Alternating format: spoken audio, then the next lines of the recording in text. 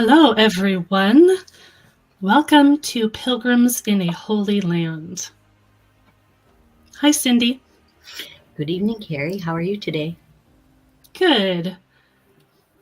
I am hearing music and I don't know why. Okay, it stopped.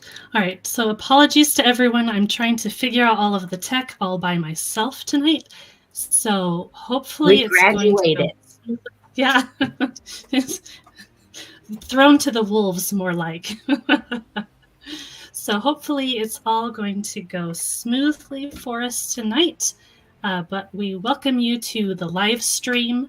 If I seem a little bit disorganized, it's because I'm trying to make sure I've got everything going and I'm trying to pay attention to the comments and everything else going on here. So welcome to our conversation tonight. Cindy and I have started to do a conversation about church history. Let me just make sure. I think I still have. Okay, there. I think I had the music on, so that's why it was weird. All right. So, anyway, Cindy and I have been doing a conversation on church history. We're going to be delving really deeply into church history, into doctrine, into all kinds of things like that. And so we have started by going before the time of Jesus so that we could set up the situation in the early church, because the early church was, of course, first primarily made up of Jews, and they had a context that they were already in.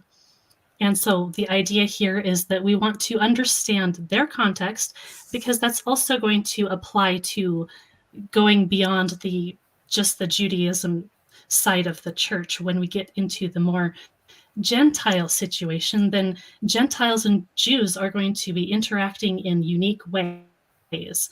And the Jews who are not Christian are going to have to figure out what they're going to do with their brothers and sisters who are now following Jesus. And all of that is kind of backgrounded by the kinds of things that they were thinking of at the time. And so that's kind of what we're doing here. Last time we talked about like the chronology before Jesus and things like that. So now we're going to be talking about the literature, because reading the literature is one of the only ways we can really get into their heads at the time. So that's kind of our goal.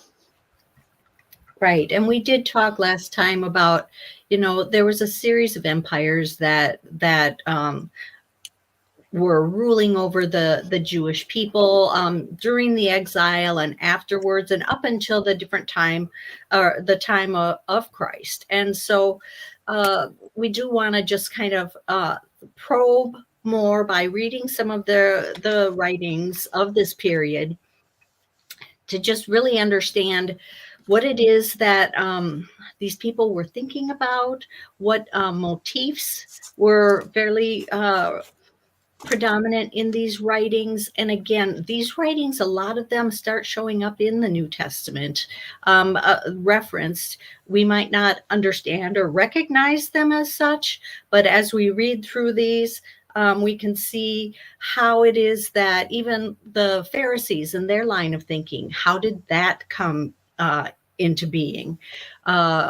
I think these books are really, really helpful for putting, again, that cultural context and placing us in history. We have to keep in mind, too, that Judaism at this time was not a religion. Nobody had a religion. Everybody was doing the customs that were common for the people in that geographical area. So they may have gods that they worshipped, and yet there were other gods in other places. The traditions and practices that were involved at the different areas of the empires would vary from place to place. There wasn't even nationality. Nobody had any of this. People belonged to a clan. They belonged to a group of people. It wasn't until hundreds of, or maybe even over 1,000 years later, that we started developing nations, and nationality. So when we talk about Jewish people now, we're talking more about, particular descendants and people that are related to each other and they're Jewish. Or it could be that they're Jewish because they practice the Jewish religion. But back in the this period, to be Jewish just meant that you came from Judah and you did the things that the people in the Judah area did.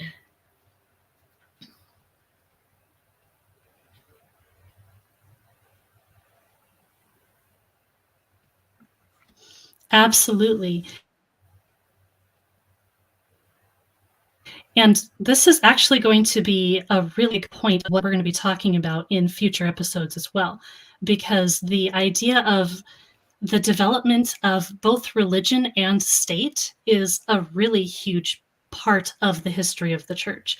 And I don't think we realize that quite enough, because we just think we look into the past and we're like, well, they were listening to this or reading the same things that we're reading in our Bibles and things like that, which is absolutely true. But at the same time, it's like, well, they were in such a localized kind of a situation compared to what we have. Like we're global. Even 200 years ago, it was a lot easier to travel across the ocean, across entire countries, whereas that really wasn't the common thing back in the day. And so you have the geographical things, you have the family things, and you have all of those related to the gods as well. So much of this kind of situation is brand new for the first century, and they're working through all these ideas. So Cindy was amazing, and she made us some slides for tonight. So we're going to first talk a little bit about what the Apocrypha are. Right. And so, because this is a word that we're often used, but it's not used the same way for everyone. Right. Apocrypha, what the technical definition for Apocrypha means behind the curtain or things that are done in secret. And it's not necessarily that these are secret writings that people had, but Apocrypha, what it means and what it came to mean within the church is that it was writings that were not part of the liturgy. They were not read in church, but they were deemed very, very helpful and very, very informative. And so they were strongly encouraged to be read in the home or read outside of a worship service. And so when we talk about Apocrypha, the definition of the term includes the books that we call the Apocrypha, meaning the additional books that are in the Roman Catholic version of the Bible, as well as books that are in what we refer to as the pseudepigrapha. And so it's like that whole bundle of works can have the terminology of Apocrypha. But for tonight, we really are focusing only on the books that are in the Roman Catholic version of the Bible, the additional books that are part of the Old Testament. These books came to us through the Septuagint, which is the Greek translation of the Hebrew Bible. And so that is the set of writings that we're going to be talking through this evening.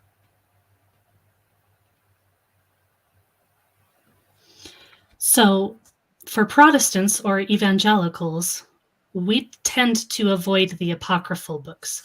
And it's really funny. Like when I grew up, I thought of the word apocrypha and I didn't know what they were. I think to me, apocrypha meant like a false story. Like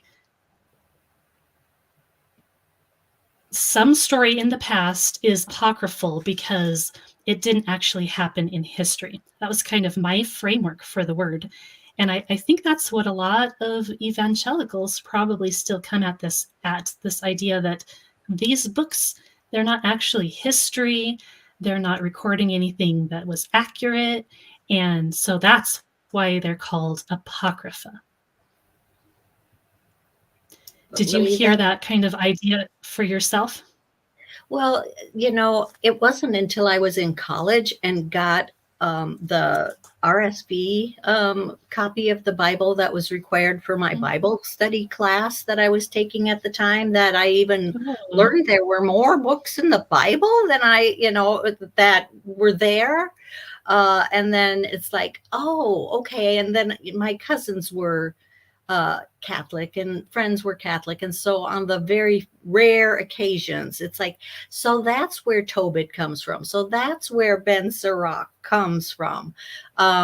It now started to make a little bit more sense of, I didn't quite understand why we, didn't use them, but it was really obvious that there were books. And what really happened is that the version that the Protestant church took, and kind of in an anti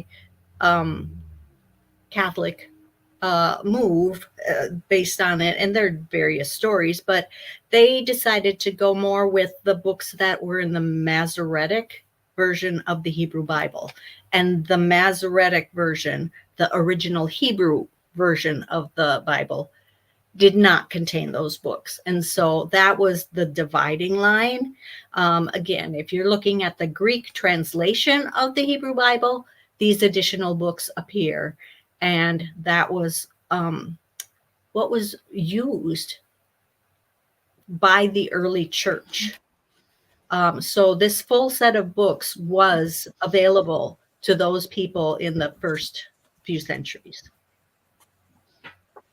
Mhm. So these are Jewish writings, but what's interesting is that almost any Jewish canon you'll see will not include these. So that's interesting. And it makes me wonder if it's kind of in response to Christianity kind of saying the Septuagint is what we're going to use, and the Jews went, okay, we just won't use those books then. Yeah, you do wonder. The Mm-hmm. It's hard to know what the rabbis were thinking. I mean, we also have to keep in mind that Rabbinic Judaism really didn't come into its full flower, so to speak, until the 400 and 500 AD. Yeah, pretty late that we actually get legitimate Jewish canons written down. And this was before the time of the Codex, so we don't have any bound books and things like that. And I wonder too if the word apocrypha as a history or as a story that's not history has something to do with the fact that a lot of these books, I haven't counted how many of them, but at least a few of them, at least 3 of them are actually, they're not historical. They're pretty clearly actually novels, but that doesn't discount their use, that doesn't discount their purpose, that doesn't discount what they're doing and how you can actually use them. Right. The books, the stories that they tell do have a meaning, and it is a way for the people of the time that these were written to be processing and thinking through where were they in history at this time? What was God doing? How are we to understand where we fit in? Okay, the exile happened. We're back in the land, but things are not showing up necessarily the way we would think they are. We still feel like we're in exile to a certain extent. A lot of the promises that the prophets said would happen, like the wealth of all the nations is going to come to Jerusalem, that hasn't happened. We don't have our own kingdom. We're being ruled by successive empire, one after the other. Um, and even to the point of trying to assess and analyze, what did we do something wrong? Are we still sinful? Do we need to change the way we do things? And so there's a lot of different thinking and reflection that is going into and behind the writing of these stories and why these particular stories were collected. And again, they did find their way into the Septuagint, which meant that Yeah. because the Greek language was the lingua franca, that meant that a wide audience of people around the Mediterranean would be able to have these stories accessible to them for reading and study.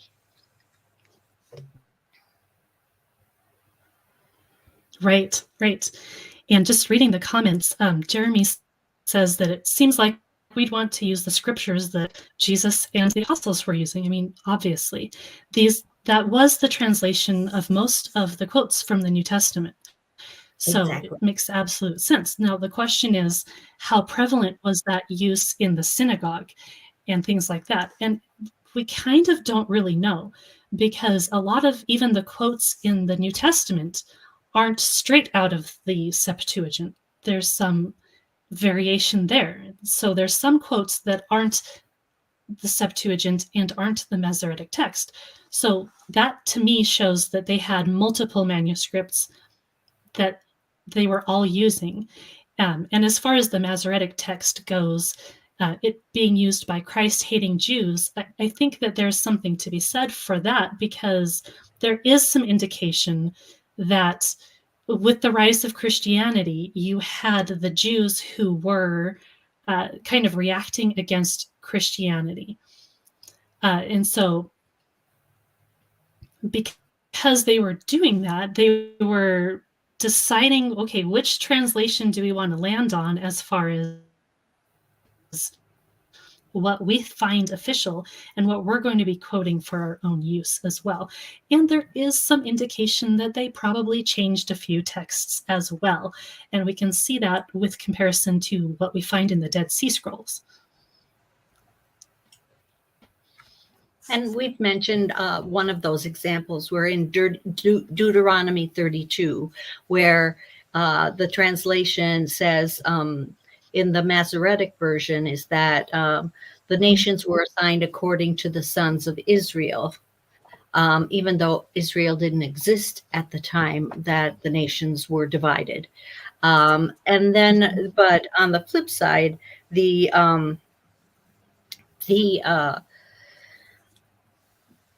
Dead Sea Scrolls and the older versions of the Hebrew that we have, the nations were assigned according to the sons of God, or the sons of El.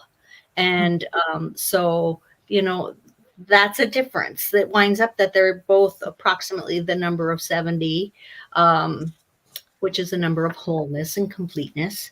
But there's definitely a difference where the rabbis were really pushing towards monotheism, that there was only one God, and there were not others. There were demons, but there weren't other and gods. Probably pushing against the idea of the Trinity as well. Yeah, definitely. All of the angel of the Lord and things like that, they were very, very cautionary and careful, because it's that angel of the Lord character that the church fathers recognize as the pre-incarnate Christ. That, yes, there were two powers in heaven. And yes, this goes to even in the Old Testament, there is the concept of at least a binitary God, if not a Trinitarian God. Right. Yeah, and I think that Jeremy's point about it's confusing that Protestants use the Masoretic text, I agree. I think that's really confusing. I think that, so we're going to be talking about some of these books, and maybe we'll be getting some points that will kind of hit on a little bit of applicability here, because the time of the Reformation, they were reacting against the Catholic Church, and there are some things in the Apocrypha that kind of, I won't say that it props up the Catholic Church in any way or their particular doctrines, but at the time, some of the Protestants were like, we could just, do without those. And So they were trying to go back to the sola scriptura model and things like that, trying to do away with the idea of tradition as much as they could. And so they were kind of going back to the idea of, well, we can at least say that what the Jews were using for the Old Testament was at least the legitimate scriptures. So I think that's a lot of it. Exactly. It was a matter of, well, let's see what the Jews are using, without understanding or even, comprehending that during the formation of the rabbinic Judaism, that there was editing and other finagling going on. They were like thinking that they were actually getting closer to Jesus and those first century Christians by relying strictly on the Hebrew Bible as in the Masoretic text. Right. And also, actually, most Protestant Bibles still included the Apocrypha for quite a long time. So it was still there. I think eventually they were just like, well, we're not going to print this. We're going to save some money and not print the Apocrypha in our Bibles anymore. So, yeah. But Jordan's other question, just briefly, I do have a master's in biblical studies from Redemption Seminary. Cindy and I have both graduated from, or gotten the certificate from the School of Awakening of Theology. So, yeah, and Cindy, do you want to tell a little bit about yourself? Yeah, I do have the certificate, but most of my education has been through self-study. I did take a program over 20 years ago. It's called Crossways International. It's still available. And that was a 2-year deep dive, as far as you can, deep dive over 66 books of the Bible. You're doing one book a week. But anyway, that was the start. And then it was just reading, taking an occasional class here or there until I was really I really enjoyed Naked Bible podcast with Dr. Heiser, and I wanted to go for the certificate. But most of my stuff is just my own interests and reading, and then finding other Bible geeks like Carrie. Yes, conversations with other people and helping each other find books and links and all kinds of things can get you pretty far. Yeah. Or just listening to Mike Heiser's Naked Bible podcast. He's recommending books every other episode. And I'm like, if I have to buy another book because Mike told me to, I'm just going to scream. But I must say everything that he recommended was rock solid and excellent material. So that's a great place to go for getting some solid foundations there. And he, like Carrie and I, really do think in the cultural context of the era and understanding what was the ancient Israelite thinking at this particular time, or what was the early church thinking. And Absolutely. So this slide is really just kind of a recap, a little bit of a recap of what we talked about last time, that intertestamental timeline, or the post-exilic timeline up until the time of Christ. We can see, the different empires would overlap. The Persian Empire basically lasted until Alexander the Great defeated it. The Greek Empire precedes Alexander. His father, Philip, was also a significant participant in establishing the Greek Empire. Upon the death of Alexander the Great in 323, his empire broke up into 4 chunks, the 2 of which are most significant for the land of Canaan would be the Ptolemies in Egypt and the Seleucids based in Syria. And then as we proceed, in 168 BC, Antiochus Epiphanes was a Seleucid ruler, and he instigated Jewish persecution. He raided the temple, and he actually profaned the temple. And it was in reaction to the Antiochus trying to wipe out Judaism and replace it with Hellenism, that the Hasmoneans arose, and under Judas Maccabeus and his brothers, and again, watch our episode from last week or 2 weeks ago, we covered this in much more detail, but that was how the Hasmoneans, and so you can see that this 100-year period, the Jews were able to have their own kingdom with their own people. Now, the kings were not from the line of David. The high priests bought their role, so they were not Levites. They were not from the line of Aaron.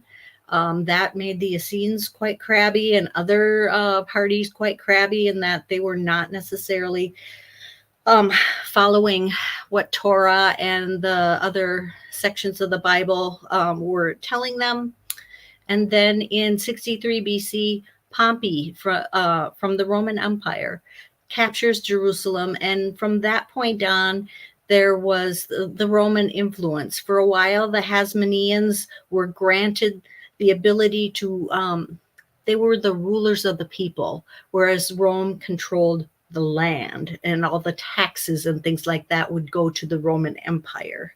But this is a time of great cultural upheaval with the Greek Empire and Hellenism, Alexander the Great trying to really make the Greek culture pervade the entire his entire empire, and just how wonderful that was, and the education and the gymnasiums and just the whole outlook of how to live, the philosophy from Aristotle and Socrates and all of them, Plato, all of these things kind of meshed together. And so here we have, if you think about it, here we have these, the people of God who fell into idolatry and were exiled. The northern tribes disappear. Basically, they're assimilated like the Borg. And no longer really to be definitely found. But the 2.5 tribes remaining from Judah, so Judah and Benjamin, they are able to return. Now, not everybody returned. That's another key point. And I think it was also, to me, a divine providence, in that God was already preparing the way for the apostles, in that there was the diaspora. Jews were all over the place. They had synagogues. They had houses. Again, they didn't have temples everywhere, but they did have places to learn. I mean, the Jews were really, because they knew they were elect, that they were chosen people, they tried very, very hard to maintain that connection to their homeland and to Yahweh and to the biblical writings. And so, I mean, that takes effort. When you are, you move to a new state, you don't necessarily, I'm thinking, moving from Minnesota down to Florida, and all of a sudden you got, seashells instead of the things that are here in Minnesota, you got beach and all of this. So unless you work at it, even your accent can change. And so these people really had to be dedicated and devoted to remembering their traditions, continuing to practice what they could, despite not having a place where they could offer sacrifice. Mm-hmm. Although they did have other temples, which is a fascinating thing, because we assume that they didn't. But there were other temples in other places, but yeah, they weren't not necessarily Yahweh. How they saw that. Right. Mm-hmm. And so here again, we go with we've got this succession of empires. We've got Hellenism, and it's really being forced down their throat, especially by Antiochus Epiphanes. and basically give up. You're Greeks now. We want everybody to do this. We all speak Greek. We all do this. It's going to be consistent.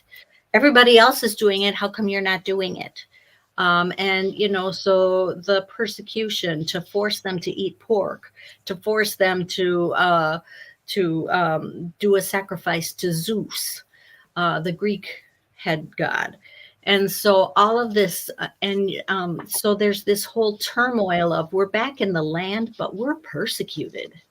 And and and how do we maintain our integrity, and how do we turn this around? What do we have to do?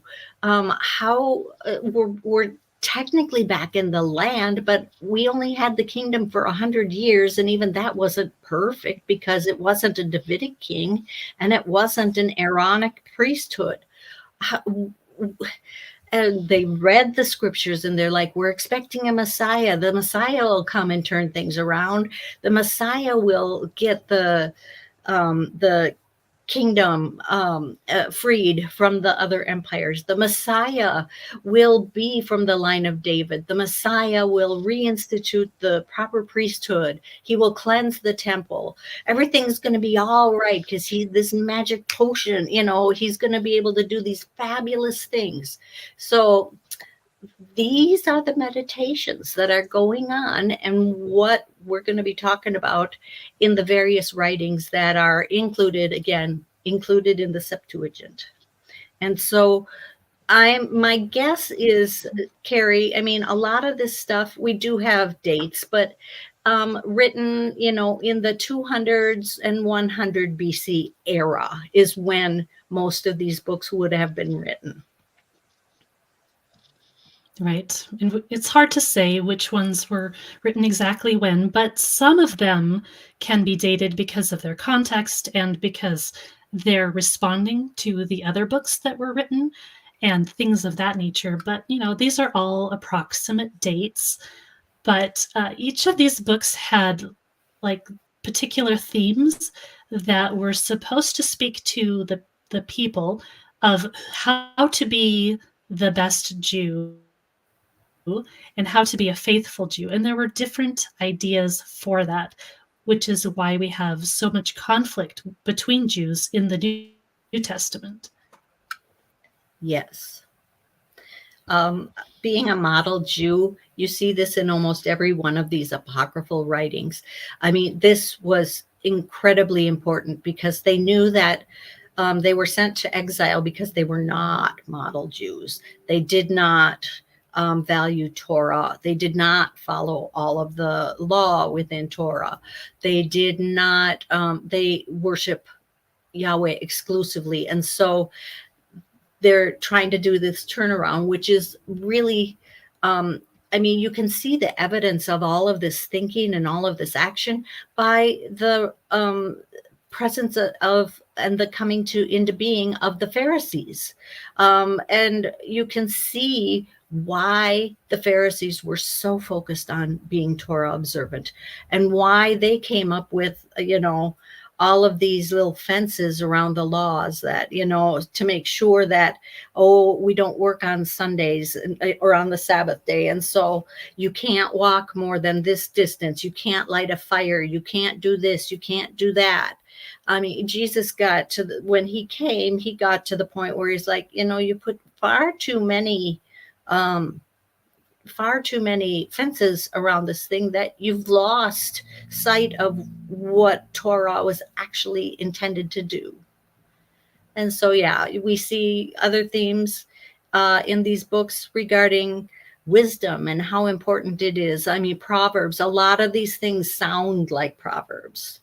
There's lamentations about the exile. We've got books that point out how evil idolatry it is.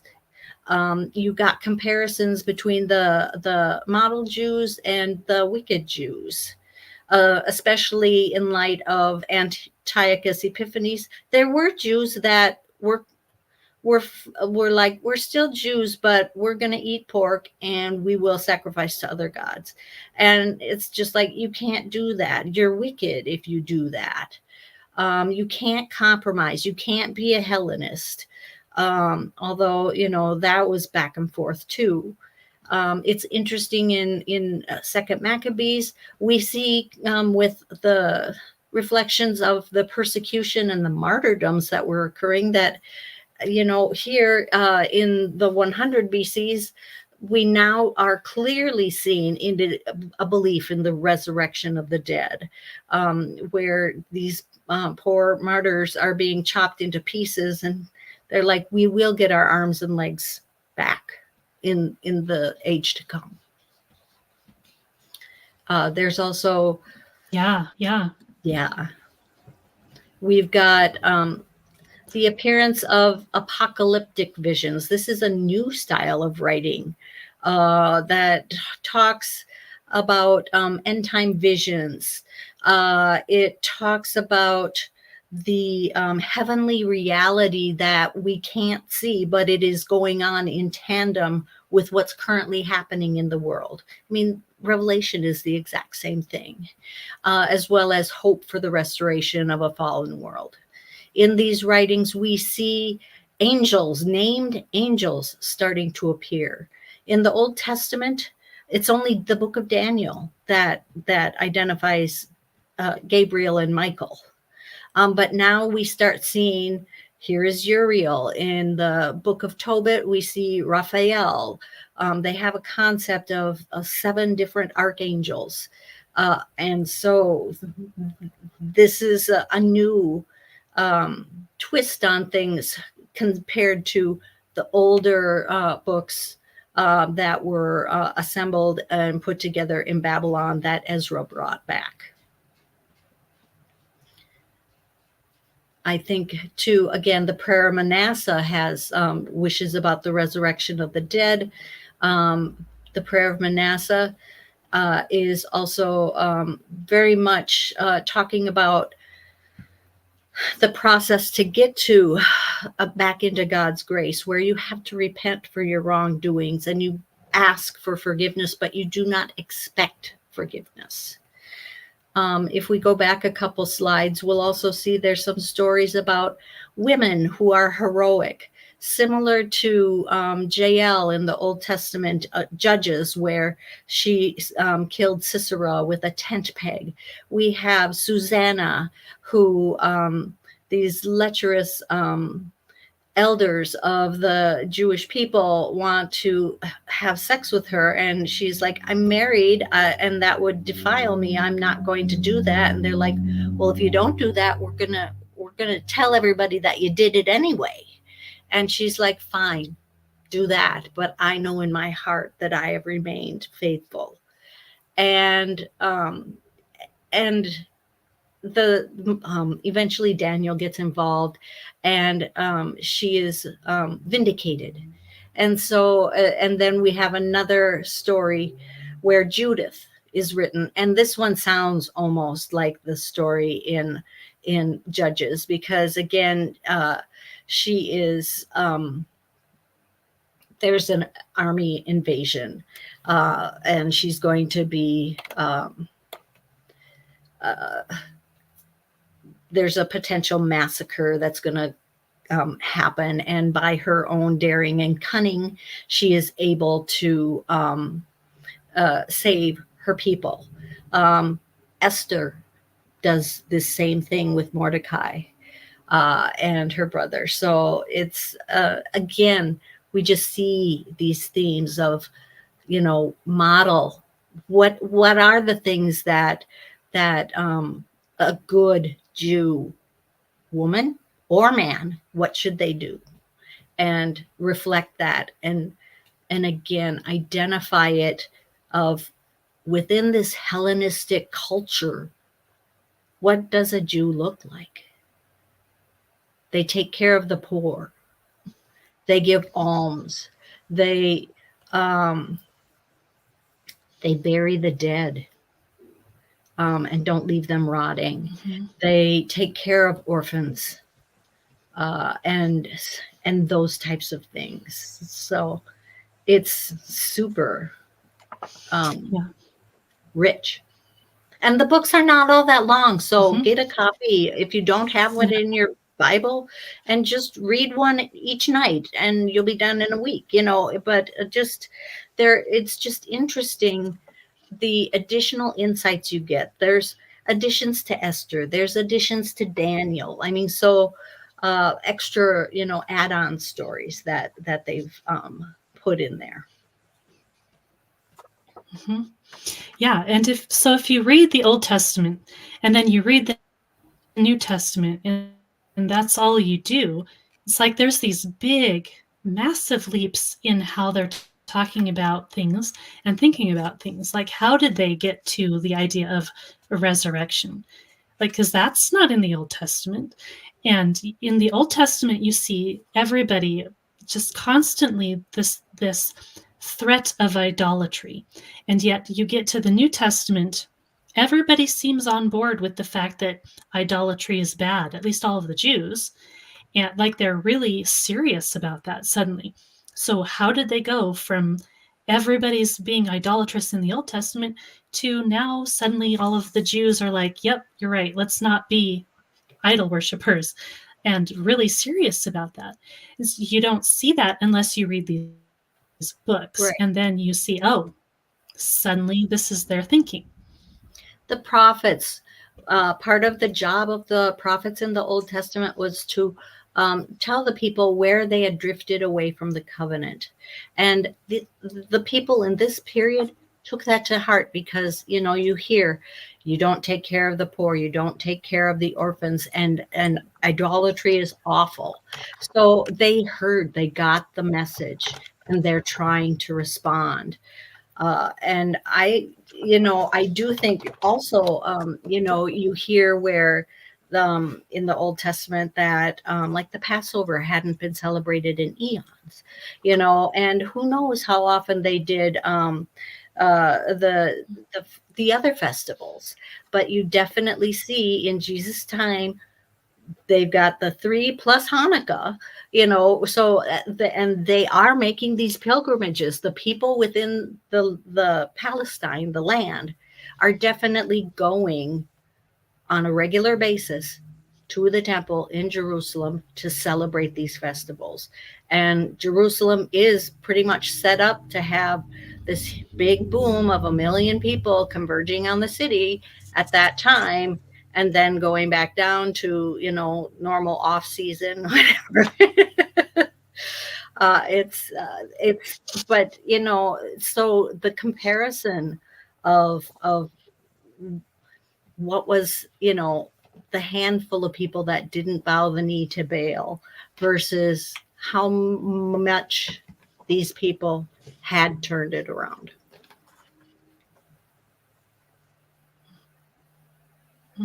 Yeah, yeah. It's a huge distinction. And it's very confusing when you don't understand that there's so much going on with the people. Now, of course, you do look into the Old Testament and you see the books like Ruth and Daniel, and you see like Ezra and Nehemiah, and Chronicles is such a different history than what you see before, because they're thinking about these things and being like, okay, well, let's try and figure this thing out, because obviously we've had problems. We're tired of this whole exile thing. So let's figure it out.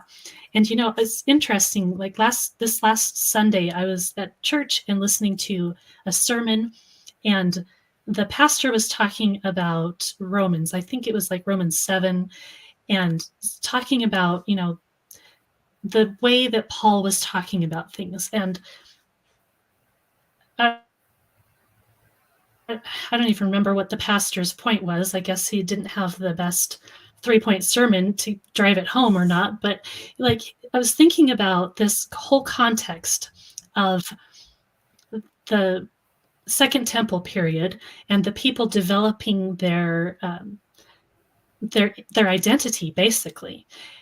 And it's like, for them, suddenly there's no more. They've decided or admitted or realized that there's no more prophets who are coming to call them back to being faithful Jews.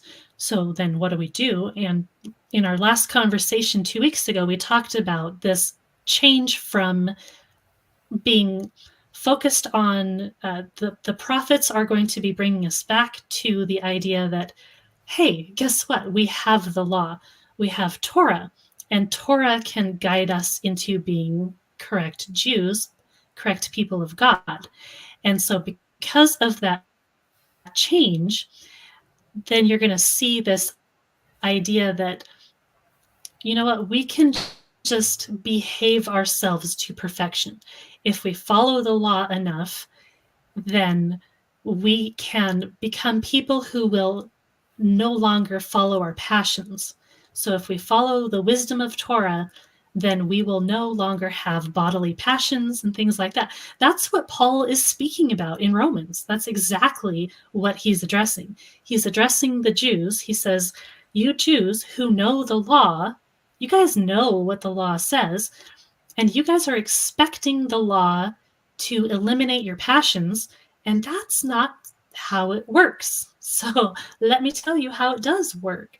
And so in the slides, and we can go back to them here in a little bit, but you saw this repetition of the emphasis on wisdom. Like wisdom is going to lead us correctly. And we find out in the first century, Jesus is wisdom, and he is the one who is going to be leading us properly. So it's not the written Torah, it's the revealed, true, living word of God, who is Jesus. And I just thought that was a really cool thought that I was thinking about during that sermon.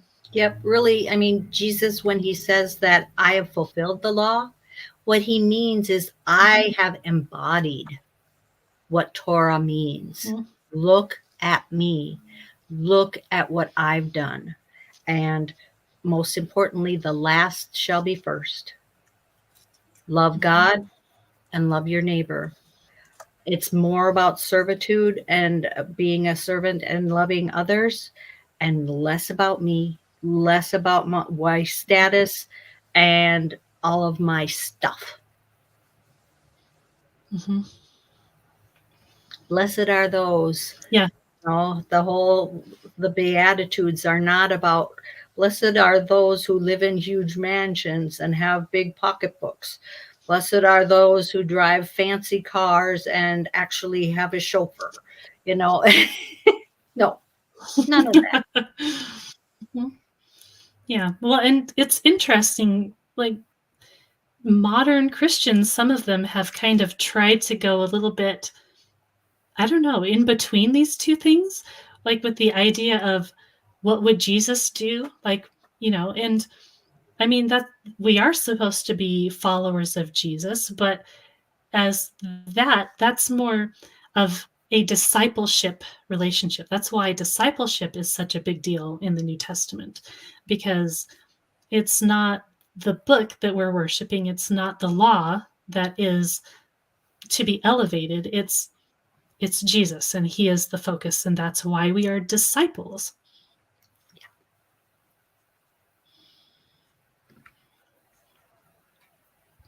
So did you want to talk a little bit about each of these books so we can get kind of a little grasp for people who maybe they haven't read them, or they haven't read them in a while, or they don't understand the whole context? Sure thing. I had a part of my original Crossways course information had nice little concise summaries, which helped me to put this slide together. So Tobit is was likely written during that reign of Antiochus Epiphanes. The big themes in this are, again, being a model Jew, in that you're Torah observant, you help widows, orphans. Tobit famously is burying the dead. It also talks about the problem of evil in the world. There is an actually named demon, Asmodeus, listed in this book, as well as angelic assistance is provided by the archangel Raphael, who's in disguise for most of the story. And basically the story is set in Assyria, the Nineveh area, around 721 BC. So this is northern Israel in the Assyrian exile. And really, we've got Tobit, who before the exile, he worshipped and sacrificed only at the temple, model Jew. He helped widows and orphans in Israel. Remaining a pious Jew while in exile, he refuses to eat unclean Assyrian foods, and he continues to observe the Hebrew law by giving alms and burying the dead. I mean, when you can't have, when the temple is not available, what they would do is studying the Torah, giving alms, and caring for others would be your sacrificial equivalent. But in spite of his good works, he is struck blind. I think bird poop gets in his eyes. And anyways, yeah, something happens. Tobit it's a really strange book. It's actually a really amusing book, to be honest with you. It is. And it's one of those that is absolutely, it's clearly not historical. It's clearly just a novel written to show what you're supposed to do. Yep. And so you got poor Tobit, he's just over there suffering away. Yep. But he's staying faithful. He's staying faithful. And at one point he invested money in another place, and he wants to get this money, and eventually he will send his son to go and get that. And so then along with that story, then you have this woman named Sarah. And Sarah is distantly related to Tobit, and she has been married 7 times successively. Isn't that interesting? Whose husband will she have in the new world? This is, I mean, Jesus, they're asking the question based on the scenario in Tobit here. But each of those husbands was killed by this demon on the wedding night. And so it's through the intervention and guidance of the angel Raphael that the demon is able to be defeated. And then Tobit's son and Sarah pray together and are eventually, they go back home. And not only do they have the defeated the demon, but they also have a medicinal cure of fish bile that will cure Tobit of his blindness. And so again, this is talking a lot about what do we do? There's evil in the world. But God is divine and just. And so there's, again, this story is just talking about theodicy and how should we respond to evil. And it is with faithfulness in God and confidence that God will provide justice in the end. Their faith is rewarded. God does vindicate these people at the end of the story. And the other major themes include the need for Jews that live outside of Palestine to continue to observe their religious law.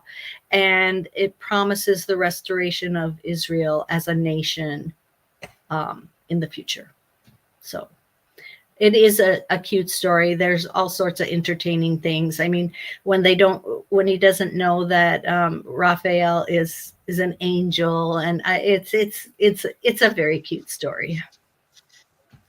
It's a fun story to read. It's probably a really good one to start with if you are not familiar with the Apocrypha. Yeah. And so now Judith. Again, I kind of talked about Judith a little bit. This is also written during that same period of time. And Judith is a model female Jew. And this story includes, a typological woman acting to save her people. The story is set when Nebuchadnezzar, now this is really weird. This story has like its facts all goofed up because it says the story is set when Nebuchadnezzar is called the ruler of Assyria, and yet Nebuchadnezzar was a Babylonian. And that when he defeats the Medes, and it was the Persians that defeated the Medes. So we got, goofy name in there. But the book of Judith, similar to the biblical book of Esther, in that it describes how this woman saved her people from an impending massacre by her cunning and daring. She's an exemplary Jewish woman. And the story definitely echoes the story of Jael in Judges chapter 5, verses 24 through 27, where the Canaanite general Sisera was killed by her viciously driving a tent peg into his head. I can't imagine doing that. More power to her. Right? That'd be rough. That would be rough. Yeah, it's very similar to Esther, as you said, which, of course, we're all familiar with Esther, but there are a few additions to Esther. Yeah. If I get out my, I got a physical copy of a Catholic book or a Catholic Bible for the first time a few weeks ago, and I'm flipping through it, and I've read the additions to Esther, but I've never done it in a physical copy, and it just hit me differently. The way that it puts the additions in the book, it's just kind of like, wait, what's going on? If you're not familiar with the additions and the fact that it's a little bit longer than it is in a Protestant Bible, then it's a little bit strange. Like, why are there these letters on the top of the chapters? But it's very interesting as well. And again, obviously, Judith is not trying to be historically accurate, or maybe they were trying to be historically accurate, but they didn't have accurate information. And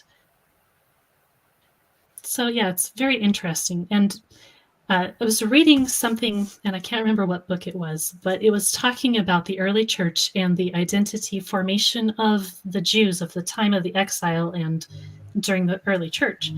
And the feast that is associated with the book of Esther is not, it's not listed with the other festivals. So that's an interesting addition, because you're like, well, it's in the Bible, but it's not really part of the same set of festivals. So you have Purim and you have which both of those are very important to the Jews, but are they or are they not biblical festivals? Like, it depends on who you're talking about and what that means. And yet, at some point in early rabbinic time, they actually had elevated the book of Esther to such a high degree because it was such an important book to show what it meant to be a faithful Jew.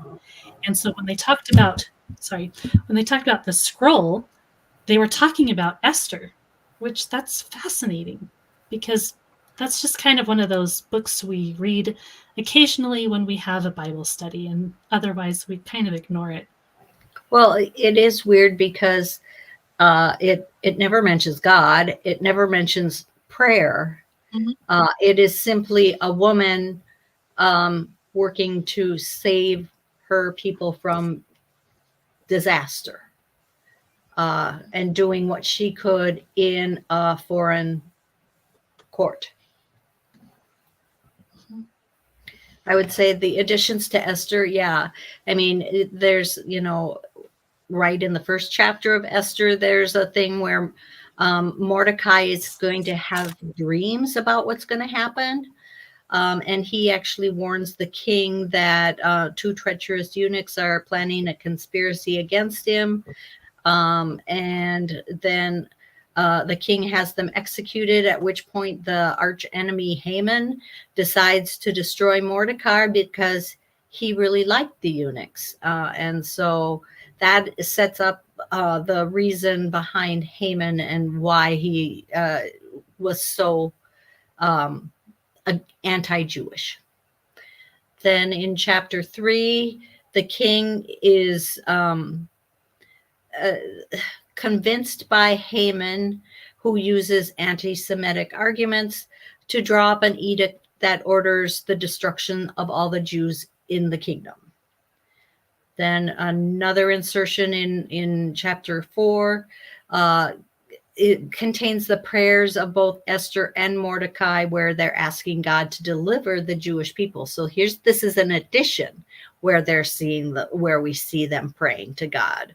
It's not in the the original version that we have. Then there's also more information regarding Esther meeting with the king so that she could persuade him not to carry out that decree.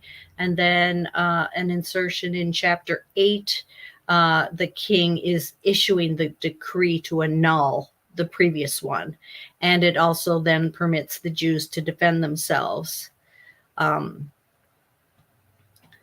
it's interesting, in this section, Haman is called a Macedonian who was plotting against the king to transfer the kingdom of Persia to the Greeks. I think that's kind of interesting. It also kind of lets you know that this is written later. And then the last insertion is in chapter 10, where Mordecai is now starting to understand the meaning of his initial dream, and it adds a note describing how a letter about Purim was translated into Greek and taken to Egypt, so that's the substantiation for the festival of Purim, or Purim. I don't know how to say it. I never know how to say anything.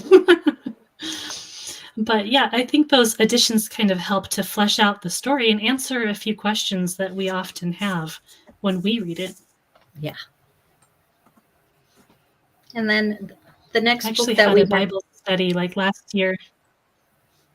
Okay. Was it on Esther? Sorry, we've got a bit of a lag. I was just going to say, it was, yeah. And I wish now that I had everybody read the longer version.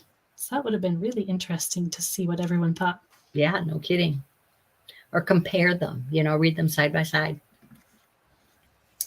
The Wisdom of Solomon. Mm-hmm. Right. This was written in Greek, probably in Alexandria, sometime during the 1st century. And the author is claiming to be Solomon, so this would be a pseudepigraphical writing. And he is contemplating the nature of wisdom in relation to religious faith and everyday life. He encourages readers to seek Lady Wisdom, who is depicted as a celestial divine being. And he lists the blessings that accrue to those who do seek Lady Wisdom. The work encourages Jews who hold fast to their faith to receive these benefits. It makes use of a lot of Greek philosophical terminology. And it is influenced by Jewish apocalyptic literature. It speaks of the immortality of the soul as opposed to the resurrection of the body. But again, we see this transition from a body just dies and lands in Sheol and just lingers and turns into a shade as the person is forgotten and not remembered by their descendants, to the fact that, okay, now we have this immortality of the soul, and getting to the point where the resurrection of the body also becomes a possibility. The Wisdom of Solomon has 3 parts. The first few chapters contrast a pious and righteous Jew with wicked, sinful Jews who persecute the righteous. And of course, it's encouraging that the righteous people, even though they're being persecuted, is preferable to the sorrows and final condemnation that the sinners will receive. Chapters 6 through 9, Solomon is speaking to the essence of wisdom and how he attained it. And then chapters 10 through 19, the author goes and does a retelling of some of the history of Israel to show the value of wisdom and how it's being applied by God throughout the history. Israel is exalted and punished by the heathens, but it's also goes into the wisdom contrasted with folly and the folly of heathenism. and idolatry. Yeah. So Mm-hmm. reads a lot like Yeah. the other wisdom literature that we have in the Bible. Mm-hmm. Yeah, which I don't think we read enough. I really don't. Well, you know what I found helpful is the Bible Project. And when they were Mm, going through the different pieces of wisdom literature, and I don't know, that really helped me latch onto the wisdom literature more strongly. I mean, when I would read Proverbs, it's just like, well, here's another, little one liner and a one liner and a one liner and a one liner, and then there's right. this. It's, And I'm like, what am I supposed to it gets get out of this? overwhelming, Yeah. But I definitely would, especially when some of it's contradictory. yeah, yeah. Or, how a good woman and a good wife does this and that and the other thing. And I mean, it's like, oh, yeah, these are all sage, advice and stuff like that, and good things to tell your son. But okay, what else? So, the Bible Right. Project really was helpful, and they've got some really a nice trio of videos that go into Proverbs, Ecclesiastes, and Job. Mm-hmm. Yeah, that's a good recommendation. Yeah. Now we've got Ben Sirach, also known as Ecclesiasticus. And what's interesting about this is that Sirach or Ben Sirach was written in Hebrew around 180 BC. And then it was translated into Greek by the author's grandson in Egypt. And that's where we get the name Ecclesiasticus. And they're not exactly identical, but and we do have copies of both, so we can compare and contrast what was going on in the Hebrew version versus the Greek version. But it really That does is talk about, fascinating. yeah, the religious and the moral position of the author is very, very conservative. I mean, this was a real person. He doesn't believe in the afterlife, but he does reflect a lot of the thought that was going on in his contemporary world. So this section is really, really good for just understanding what is the better than average Jew thinking at this particular time. I say better than average because obviously he's can write and write extremely well. Very valuable. He reflects contemporary debates about the freedom of will and determinism. And he sometimes expresses eschatological hopes for salvation for the people. He's very ethical, although he's not very into asceticism of, deprivation and holding back the Mm, passions type of a thing. But the ethics are definitely there. He invites his readers to enjoy life. The book consists 2 large sections and then a short appendix, and it offers advice about how to live a successful life. So it's definitely, wisdom literature. The first mhm, 43 chapters point out that the fear of the Lord and the keeping of the law must go hand in hand. You have to do both. It's not one or the other. You have to fear the Lord and respect Him and obey Torah, and you have to obey Torah, is what I should have said. Moderation should be practices in all aspects of life, and wisdom is revealed in the law. So he's very focused on the Torah provides wisdom. Then chapters 44 through 51, again, is almost another historical replay where he looks at the historical record of those who have played notable roles in Israel's history, and it encourages praise for almost all of them, but he's not a Solomon fan, which, you know, Solomon, Yeah. for all his wisdom, the end of his life and what happened, yeah, you can see where certain people would not necessarily put Solomon in their top 10 list. Right, right, yeah. So unlike the first few books we were talking about, this one was definitely more of a historical book, really genuinely getting into real, kind of real Jewish thought and actual life as far as how they were trying to live. Yeah, I think it's a good interplay again of what somebody of that era, you know, I don't want to say your typical Jew because he was more educated and privileged, but again, it's a snapshot. You can get, these are what conservative Jews were thinking at this time. Mhm. Yeah. Then we have Baruch and the letter of Jeremiah. So we can remember that Baruch was Jeremiah's scribe.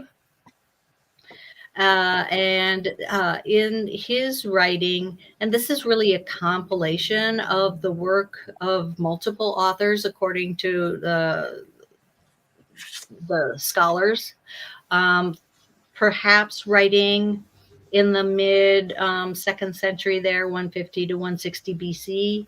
It's very consciously modeled after Old Testament prophetic writings, Jeremiah. Obviously, if it's Baruch the scribe, they'd want it to reflect what you know, other writings that Baruch contributed to. It presents itself as being written in Babylon by Baruch, who brought a letter to Babylon, written by Jeremiah for Baruch to read to the exiles. And so in this book, in Baruch, the writer is addressing the exiles and giving them an example of how to confess their sins. It gives them a prayer asking for pardon for their sins and a prayer for salvation. Then he goes into the whole, let's praise wisdom, and that wisdom is Torah. It is the law of Moses. So we can definitely see that wisdom and Torah theme present in this writing. He does lament over the fact that the exile is occurring, but he offers, just like Jeremiah and the other prophets, offers comfort and assurance that the exiles will return. The letter of Jeremiah then is usually included as the last chapter of the Baruch book. And supposedly was written by Jeremiah to the exiles, and that this is the letter that Baruch carried with him. And the oldest copy of this is a fragment that was found in the Dead Sea Scrolls, and they know that it was written around 160 BC. And in this letter, the writer states that the Babylonian exile is going to be long but not permanent. Idols and their accompanying evils and follies are exposed and ridiculed. Idols cannot tell right from wrong or sanctify a vow or a curse, and exiles are encouraged to shun idols as objects and do not worship or even fear them. So we've got the whole idolatry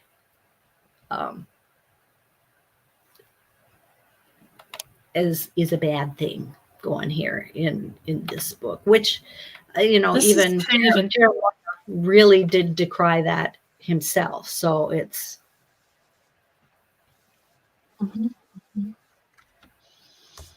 yeah, and it seems like this is a really good book to show this this transition from the time of the prophets to the time of emphasizing Torah. yes, yeah, because it contains both pieces. It's the linchpin, so to speak. Mm-hmm. It is definitely the Yeah. most like the Old Testament from the Old Testament prophetic writings. Mm-hmm. Then we get the additions to Daniel. And again, these are going to be really rough in that the composed during the 1st or 2nd century BC. Again, we've got our themes of model Jews that persevere and remain faithful even under persecution, and that idolatry is bad. The prayer of Azariah and the song of the 3 young men. So this is an addition to Daniel 3. And so this is when the young men, the 3 young men, are thrown in the fiery furnace, and Azariah is one of the 3 young men. And so this is a prayer that Azariah prays when in the fiery furnace. And there's also a song of praise and repentance that the 3 young men sing as they walked about in the fire with the mystery 4th person. Then we've got, and I'm not quite sure why this story is, well, okay, I do know now that I think about it. There's the story of Susanna. And I kind of mentioned this earlier, but she's a beautiful, righteous wife of a rich Jew living in Babylon. And there are a couple of lecherous elders, also Jewish men, who want to have relations with her. And they confront her and give her a choice of submitting or being accused falsely of seducing them. She chooses to be accused and remain faithful to her husband. And of course, people believe her. Now, here's why it's in Daniel. Daniel comes to the rescue. Daniel convenes a second trial, and he questions Susanna's accusers in 2 separate, he keeps them apart. Keep your witnesses apart, like you're supposed to in police investigations. And they don't tell the same story of when and where this adultery occurred.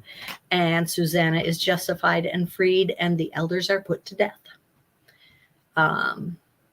The 3rd addition to Daniel then are 2 stories about Bel, a statue of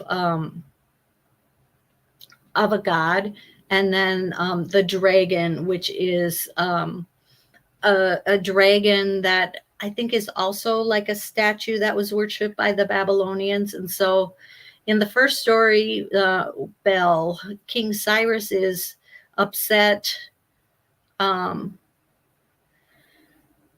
that Daniel has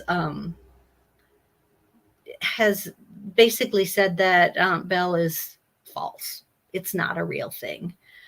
He and the people of Babylon have been led to believe that each night Bel consumes the food of the sacrifices that the priests set before it each day.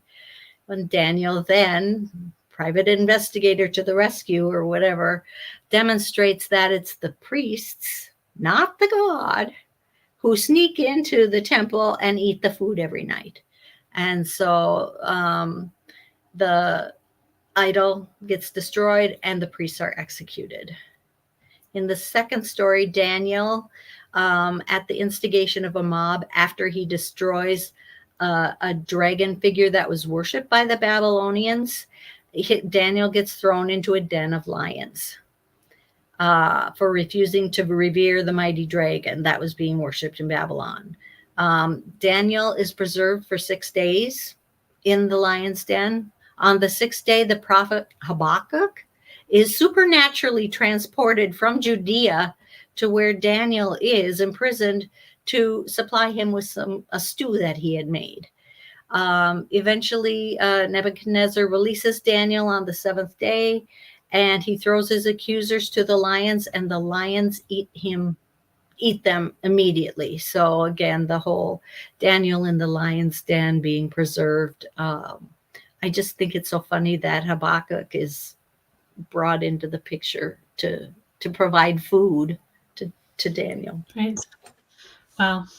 Yeah. So Yeah, those are really interesting stories. It's fascinating to me that we just don't include those. At first, we don't see a lot of Daniel, being wise and interacting in the court. So these definitely are Right. providing us with more of um, the traditions that and understandings that people had about Daniel and his role and his service to the kings there. Mm-hmm. Yeah. Yeah, definitely. Our next books we've kind of talked about last week, First and Second Maccabees. First and Let's Second see. Maccabees are in the Septuagint, where Third and Fourth Maccabees are not. But First Maccabees was written shortly after the death of John Hyrcanus I. His high priesthood was 134 to 104 BC. And really it outlines the events from 175 to 134 BC, which is namely the military campaign led by Judas Maccabeus and his brothers Jonathan and Simon against Antiochus Epiphanes, and just the whole revolution to free the Jews and withstand the efforts to convert them to Hellenization. Second Maccabees is not the next part of the story. It does cover the same period as First Maccabees, but it focuses on the traumas of the Jews facing martyrdom during this persecution period. It describes Eleazar and then a woman and her 7 sons who were being put to death for refusing to eat pork. And the book's central theme is that the eternal sanctity of the Jerusalem temple and the faith of Judaism would remain. And this book makes significant reference to the resurrection from the dead, especially the woman and her 7 sons, as they're all one by one going. It's they're expressing their hope that they will be reunited in the resurrection.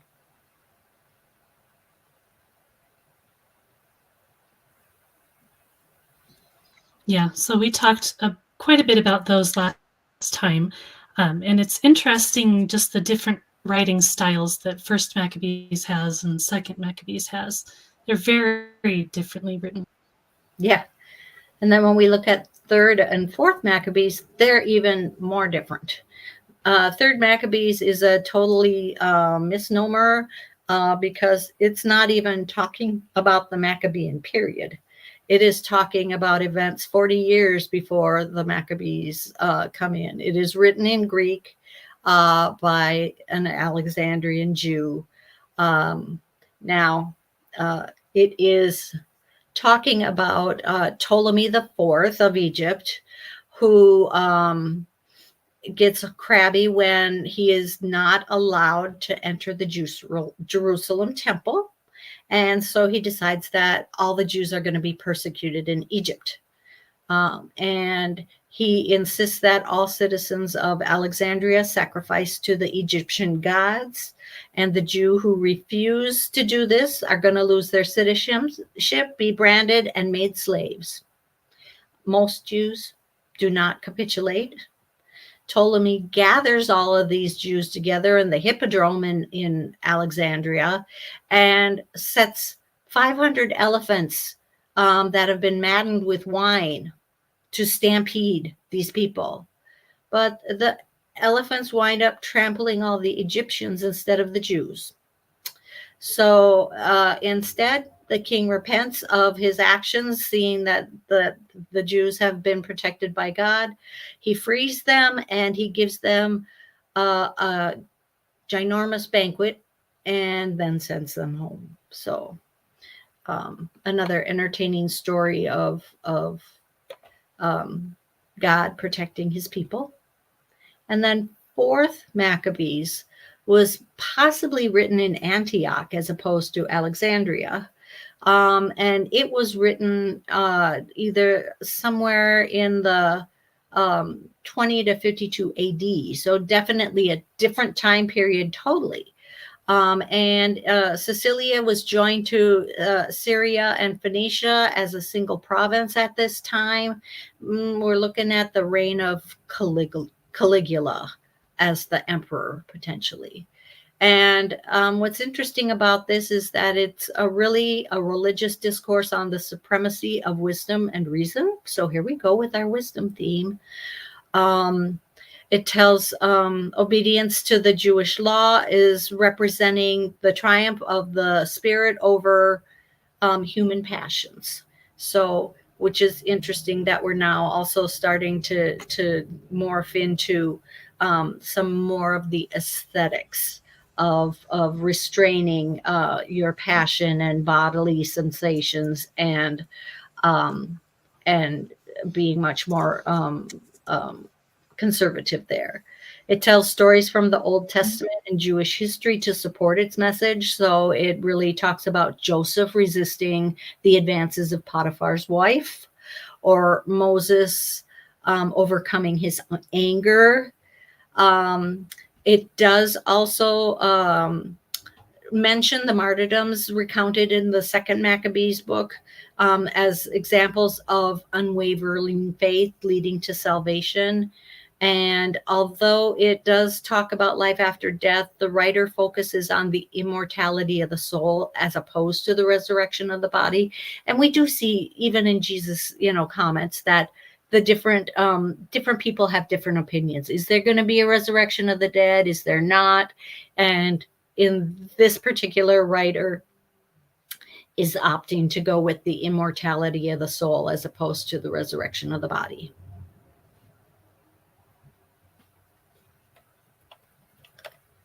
Our next those kinds of dynamics. Oh, yeah. Go ahead. Yeah. The next books are First Esdras and Second Esdras, which it's really weird that First Esdras is labeled Third Esdras in the Latin Vulgate, but okay. Written in the late 2nd century, probably after 165 BC. And this is really a parallel account to the events that are documented in 2nd Chronicles 25 through 36, in Ezra, and also in Nehemiah 7 and 8. It contains a large edition known as the Debate of the Three Youths, which talks about a contest among 3 Jewish guards at the Persian court of Darius. The contest was a debate about the question, which is strongest, wine, women, or truth? And Zerubbabel is one of these contestants, and he wins the prize. And he uses this opportunity to remind Darius of his obligation to allow the Jerusalem temple to be rebuilt. And by winning the contest, he is the one that gets to lead the Jews back to Jerusalem. And so there is a connection definitely to the whole Ezra Nehemiah stories, but it's a little, snippet of, and here's how that happened. But interesting. Yeah, definitely no bias there for some sort of tradition for who is in power, I think, probably. Right. Second Esdras it's really a mix of Jewish writing with an introduction that is a Christian apocalypse written after the fall of Jerusalem. And then the ending is, again, another Christian insertion that deals with God's judgment of the nations and the tribulations of the end of history. But the middle section, which is like chapters 3 through 14, are Jewish writings written around 100 AD. They're called the Apocalypse of Ezra, and they consist of 7 visions that, and here we have another angelic interpreter. This time it is Uriel. So now we've seen Gabriel, Michael, Raphael, and now we have Uriel. So 4 of the archangels are named in these books. And these visions probe the end times and the questions relating to life after death. These apocalyptic writings are expressing hope that God will restore a fallen world despite the corruption that prevails in it. They look forward to the creation of a new heaven and a new earth in which there is a new Eden and social harmony and fulfillment. I mean, same thing as that we see in Revelation. But this is the biblical, well, I should say, this is a Jewish perspective, and now John was Jewish as well. So but it's interesting how there's parallel thought going on here. In the biblical materials, the breaking of the New Age, and just in general, what's interesting is that if we look at Paul writing in 1 Corinthians, he talks about the New Age will come in the twinkling of an eye. In this book, in 2nd Esdras, it will happen in the course of 400 years. Whereas in Revelation, it talks about the millennial, the 1,000-year reign. And so different amount of time, depending on the perspective of the writer. But this book, asks, why does Zion have to suffer? Again, this is after the destruction of the temple, and they're thinking, Zion, we were better, we were doing better. Why did the temple get destroyed? Obviously, they're not connecting with the fact that they killed the Messiah. The next one is, why has Israel been handed over to other nations? Again, we see these successive empires. And so it's like, well, when the age to come, that's the answer now. When the age to come, then it will be a time of conversion and salvation, and everybody will be one happy big family. The next question is why the Jews don't possess the earth. Again, these are things that are being debated. And again, the answer is just wait for the Messianic age. There's a section that describes a woman personified in Jerusalem who is in deep mourning, and she lists the many woes. And then as you continue on, she gets transformed into a glorious, beautiful city. So, just some imagery about how the new age, we see that in Revelation. We see the new Jerusalem coming down in all its glory. The writer sees an eagle with 12 wings and 3 heads. So the monstrous beast. Rome is seen to be the 4th beast mentioned in Daniel. Obviously, they're the ones that just tore down the temple. And there is an understanding that a Messiah will rise up and replace the temple. They're just 40 years too late. I'm not evil. The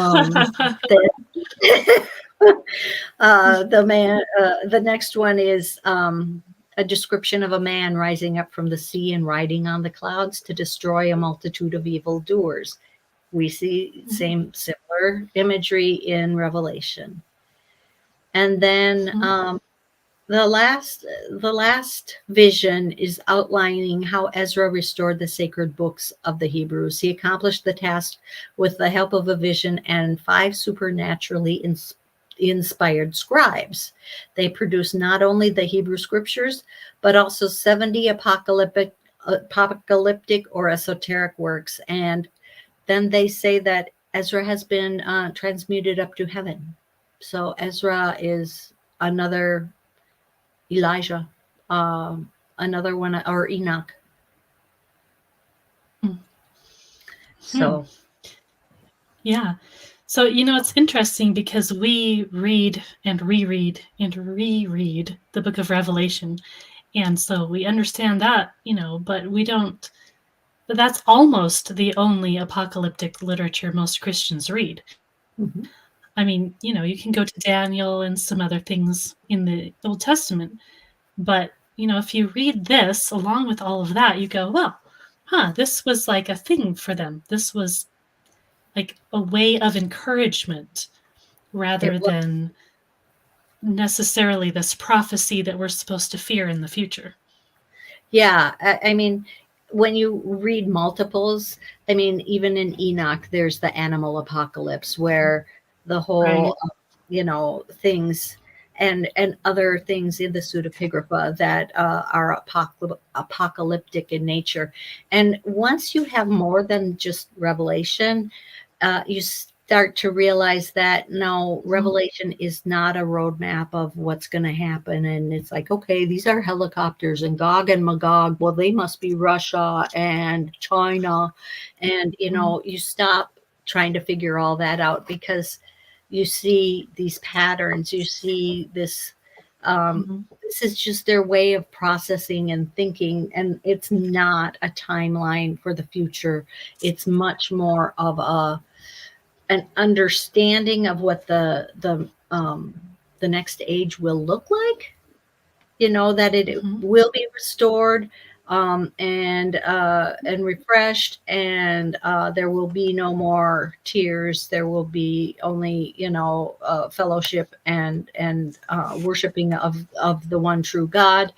But all of the crappy stuff that we encounter right now will justice will prevail and it will be addressed. Yeah. Yeah. So it's It's a message of hope. so hopeful Mhm. while acknowledging that, present age Mhm. is not easy. Mhm.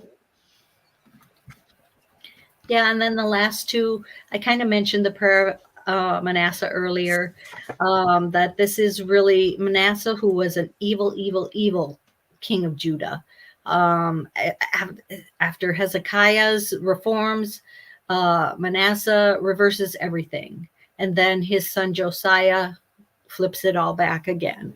But this is mentioned, this prayer is mentioned in Second Chronicles, and it really is just Manasseh regretting his former apostasy and praying and hoping for divine forgiveness.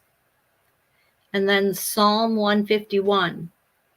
This is supposedly written by David. Why it wasn't included in the other Psalms, I don't know, but it is David extolling himself after he killed and beheaded Goliath. And he is claiming that he is God's champion and the leader of a resurgent Israel. So just a, a jubilant psalm about David's accomplishment defeating Goliath. Yeah. That, Awesome. And I was we just going to can't say that really, forget to, yeah. yes, we that completes the psalms that are, or excuse me, the books that are contained within the Apocrypha. Yes, we have some further reading reference books that could be helpful. One of them is a book called Exploring Jewish Literature of the Second Temple Period by Larry Hellier. Um, the books of the Apocrypha are included in that. I also have mentioned the Apocrypha and Introduction of Extra Biblical Literature by Father Stephen DeYoung.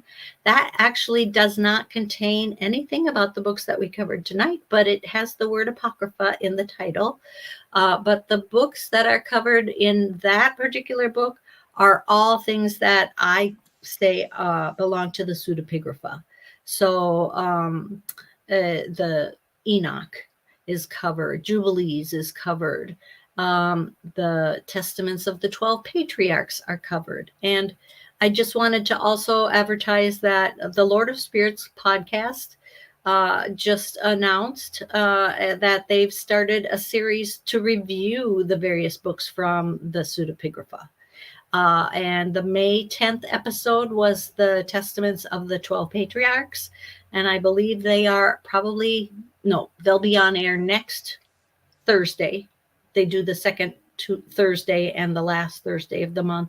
So I don't know which book or books they'll be covering next week, but I always find Father Stephen DeYoung and Father Andrew Stephen Damick to be very entertaining, very enriching, and so highly recommend tuning in when you're not watching us. Right. Right. Yeah. And I hope that everyone enjoyed this. I know it's interesting to talk about this stuff because you so infrequently do, especially with other people. And it's hard to just study literature all by yourself, I think. Like you can just read it yourself, but it's so much better if you have other people to talk to, if you hear synopses and just, general ideas. It can help frame your reading so you can get out a little bit more when you read as well. Yeah, and we do hope in our next episode to do something similar of going through the books of the pseudepigrapha with just tiny little synopses and dates. It's just that there was plenty to cover just with the Apocrypha. So we split the books. Mm-hmm. There's always more to talk about. But again, this stuff is really, really helpful to understand the New Testament and early Christianity. It's almost invaluable. It kind of irritates me how little press this gets for evangelicals and Protestants. It's like, really, guys, come on.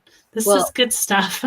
Well, and most of them even are like, well, we have the gospel, and we have the New Testament. We don't need the Old Testament. And I'm like, you can't really understand the New Testament if you haven't read the Old. Right. It is a continuation of the story and progressive revelation of God's plans and God's work. And so, again, these additional gems that we have available to us, again, have been encouraged by the church, the ancient church, and parts of the modern church. Again, evangelicalism less so, but both Carrie and I are strong advocates that these are good books to be read at home. So you're not going to necessarily hear them during a church sermon unless you're at a Catholic mass or something like that. But on the flip side, there's nothing in these that would be a detriment to your faith. Right. Absolutely. Absolutely. Yeah. And I like the idea that you can have different levels of reading. Like you have some things that ought to be read way more often. Like, it seems obvious that should be true. And some things that you should read, but you're not going to read them all the time. And maybe you'll only read them once or twice, and that's fine. But, it's all about immersing yourself in the cultural, in the situation of the time so that we can understand Jesus better. Because if we understand Jesus better, we understand who we are. We understand what we're supposed to do in the world as the church. And, the more we do this together, the more we can bond together, fellowship over it together, and just help each other be better disciples of Jesus. And that's our main goal. Absolutely. So with that, did you have anything to add here, Cindy? No, I've done talking. Time to have a drink. And well, thank you again for your slides and all of that information. I found that super valuable. So I hope you guys did too. If anybody has questions, either from this episode or from our past episodes, or for our next episode, go ahead and get a hold of us so that we can answer those questions or talk about them. We love to do that. So thanks, guys. I appreciate you all, and I hope you all have a blessed evening.